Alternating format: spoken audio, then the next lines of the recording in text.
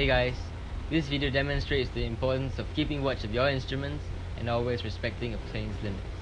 Here, as you can see, I taxied to the runway and took off on a regular mission with my wingman.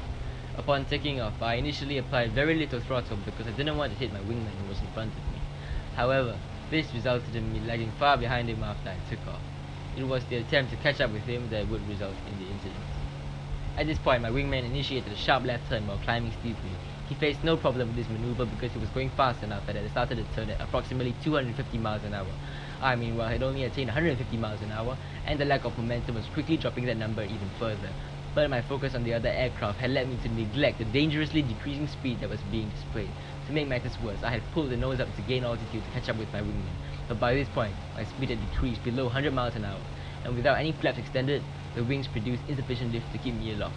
I stalled and entered a steep dive. To complicate things even further, at this point my engine abruptly ceased, but I was not to panic. Now in a fully concentrated state of mind, I immediately set the aircraft up for an emergency landing. I turned the plane towards the nearest runway and left the flaps retracted to decrease drag until much later in the approach. As I neared the runway, I put the gear down and hoped for the best.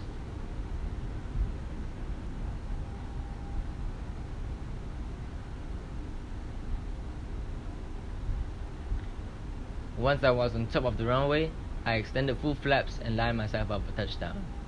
As I was not fully lined up, my left main gear touched the ground first, causing the plane to bounce on the right main gear, unsettling the aircraft and requiring significant rudder inputs to correct. But finally, I was down on the ground, safely and in one piece. As I rolled down the runway, I took the time to reflect on what I had done wrong to cause this incident.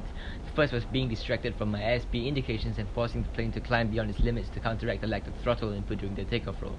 The second was getting my priorities horribly wrong, in that I had prioritized getting information with my wingman over the basic safety parameters of the aircraft.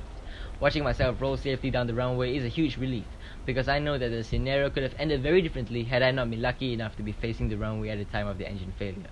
In fact, the engine failure itself was a blessing, because if the engine had continued running, the immense amount of torque from it could have potentially put me into an unrecoverable spin.